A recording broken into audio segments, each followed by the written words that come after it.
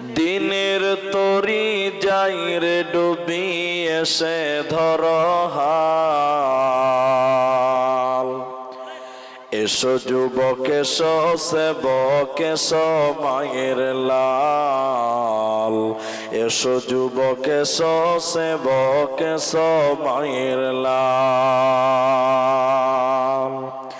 দিনের তরি যাই রে ডুবি এসে ধর হাল। এসো যুবক এসো সেবক এসো মায়ের লাল। এসো যুবক এসো সেবক এসো মায়ের লাল। আজ পূবের দেশে ঘর বেঁধেছে পশ্চিমী সভ্যতা। আজ পূবের দেশে ঘর বেঁধেছে পশ্চিমী সভ্যতা। তাই নাদানেরা খুব মেতেছে করাতে ভদ্রতা। বুঝলি না রে বুঝবি রে তো, এটা ঈমান ধ্বংসের কল।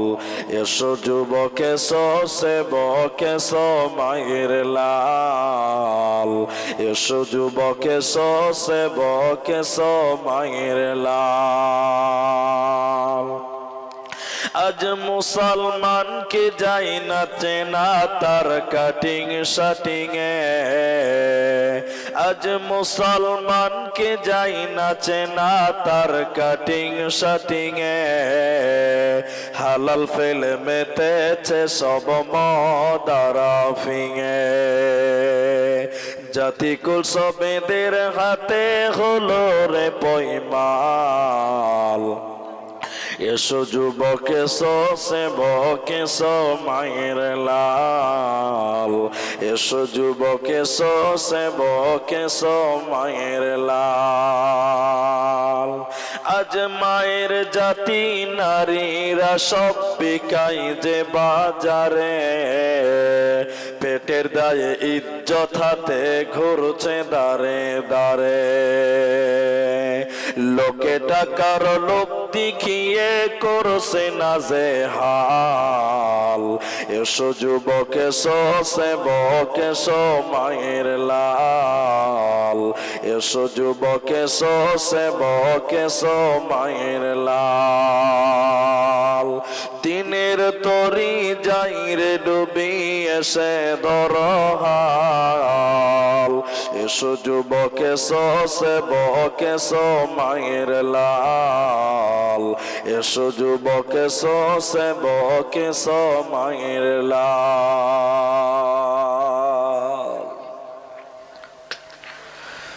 শ্রদ্ধেয় সম্মানীয় চলমান সভার সুযোগ্য সভাপতি, স্টেজে ওলামায়ে কেরাম, অতিথিবৃন্দ, সামনে বসে থাকা দিনদার ইমানদার মুমিন ভাই সকল, দোয়ার কান্টারি মুরব্বী সমাজ, স্নেহের কচিকাচা, পর্দার অন্তরালে বসে থাকা মুমিনা সলেহা মা ও বোনেরা, প্রাণ প্রিয় মোহাব্বতপুরবাসী, কালিয়াচক, বৈষ্ণবনগর, মালদাবাসী, সর্বাগ্রীষে সে মহান আল্লাহ তাবারক ওয়া তাআলার প্রশংসা জ্ঞাপন করি যে আল্লাহ তাবারক ওয়া তাআলা আমাদেরকে জামিয়া রহমানিয়া এক মাদ্রাসা কেন্দ্রিক আয়োজিত মাহফিলে বসিয়ে কোরআন ও হাদিসের আলোচনা করার, আপনাদের শ্রবণ করার যিনি তৌফিক এনায়াত করেছেন, সেই মহান মুনিবের দরবারে শুকরিয়া আদায় করি। আমরা মোহাব্বতের সঙ্গে সকলেই বলি আলহামদুলিল্লাহ। দরুদ ও সালাম বর্ষিত হোক শেরকারে কায়নাত তাজদারে মাদানী নবী কুল শিরোমণি ইমামুল আম্বিয়া, নবী মক্কি, নবী মাদানী, নবী আহমদ, নবী মুহাম্মদুর রাসূলুল্লাহ সাল্লাল্লাহু আলাইহি ওয়াসাল্লাম আল্লাহুম্মা আমিন। আল্লাহুম্মা সাল্লি আলাইহি, আল্লাহুম্মা বারিক আলাইহি। মোহতারাম ভাইও, আজিজ ও বুজুর্গ দোস্ত, কোরআনুল কারীমের দুই জায়গা থেকে দুটি আয়াত, হাদিসে নববী থেকে এক জায়গা থেকে একটি হাদিসের টুকরো পাঠ করেছি। উল্লেখিত আয়াত এবং হাদিসকে কেন্দ্রবিন্দুর মধ্যে রেখে গুটি কয়েক কথা বলবো, যদি আল্লাহ তৌফিক দেন তো। আলাইহি তাওয়াক্কালতু ওয়া ইলাইহি উনীব। আমি আপনাদের সামনে এক বিষয় কেন্দ্রিক আলোচনা করব।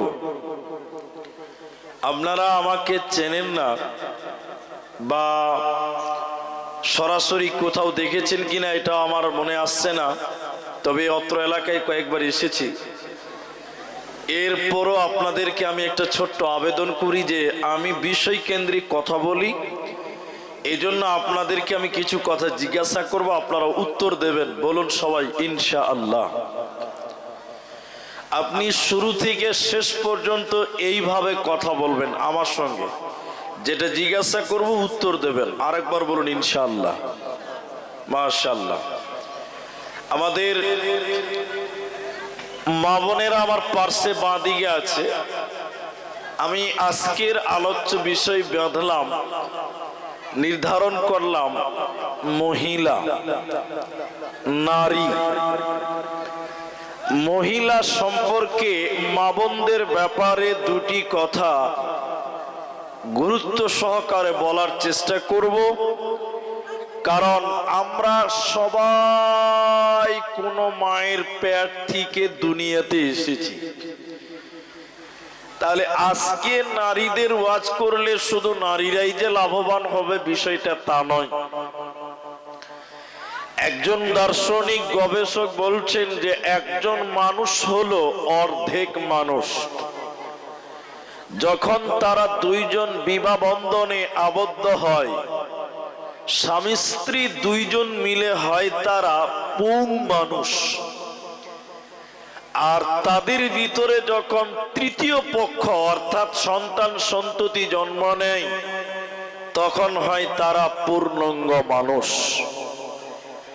অতএব নারীদের ব্যাপারে আলোচনা করতে গিয়ে কখনো আপনাদের কিছু জরুরি কথা বলবো ইনশাআল্লাহ।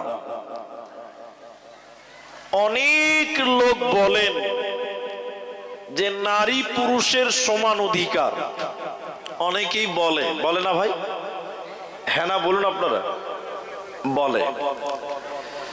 আমি আপনাদের দিনী ভাই, কোনদিন ইসলাম নারী পুরুষকে সমান অধিকার দেয়নি।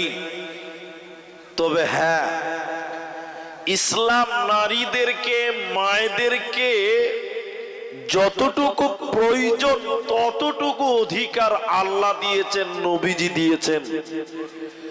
সমান অধিকার যদি নারী এবং পুরুষের হতো, তাহলে দুনিয়াতে পুরুষ যেভাবে চলে সেভাবে নারীর চলা সম্ভব? বলুন সম্ভব না। ফর দুটি উদাহরণ দিয়ে আপনাকে বুঝাই। এই মোহাম্মদপুর গ্রামে মনে করেন আমার বাড়ি।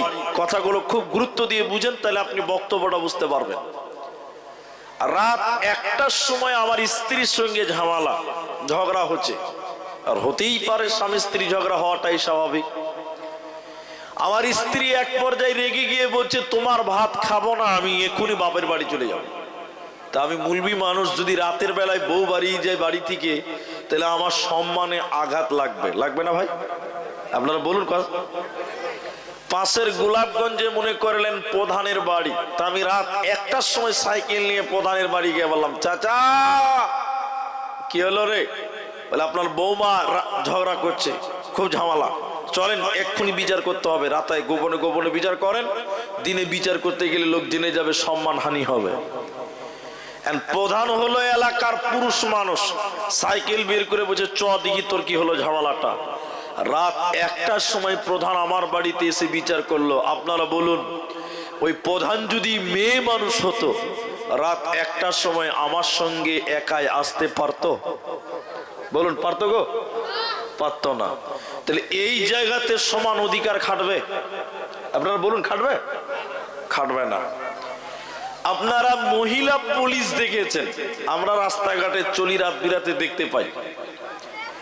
কোনদিন দেখেছেন রাত 1টার সময় কোন একটা মেয়ে পুলিশ একাই রাস্তায় কালিচিকে ডিউটি করছে? কেউ দেখেছেন? আপনারা বলুন, দেখেছেন গো? না। কোনদিন কোন নারী পুলিশকে, মেয়ে পুলিশকে একা ডিউটি করতে দেখবেন না। রাতে দেখবেন ওর সঙ্গে আবার 14টা খালু দাঁড়িয়ে আছে। পুলিশও জানে যে একা ছাড়া, সরকার জানে যে একা ছাড়া যাবে না। তাহলে সমান অধিকার হলো? আপনারা বলুন, হলো গো? হলো না। তাইলে ইসলাম সমান অধিকার দিয়েছে এটা ঠিক নয়, তবে হ্যাঁ ইসলাম তাদের যোগ্য সম্মান দিয়েছেন, অধিকার দিয়েছেন। কেন? ইসলামের জন্য নারীদের অনেক ত্যাগ আছে, অনেক অবদান আছে। ইতিহাস প্রমাণ করছে নবীজির কাছে যখন ওহী নাজিল হচ্ছে, ইসলামের দাওয়াতটা দেওয়ার আদেশ এলো, সর্বপ্রথম রসুলের কাছে কলেমা পড়েছিল নারী না পুরুষ? আপনারা বলুন। নারী। তার নাম বিবি খাদিজা রাদিয়াল্লাহু আনহা। ইতিহাস প্রমাণ করছে ইসলাম প্রথম গ্রহণ করলেন আম্মা জান খাদিজা রাদিয়াল্লাহু তাআলা আনহা। মায়েরা, বোনেরা, আপনাদের সম্মান অনেক আছে। এই খাদিজাকে আল্লাহ কত ভালোবাসেন আপনি জানেন না? মা আমার। একদিন নবীর কাছে জিবরাইল এসেছেন, এমন সময় আম্মা জান খাদিজা একটা প্লেটে করে তরকারি নিয়ে, কিছু খাবার নিয়ে নবীজির কাছে আসছেন। সুবহানাল্লাহ।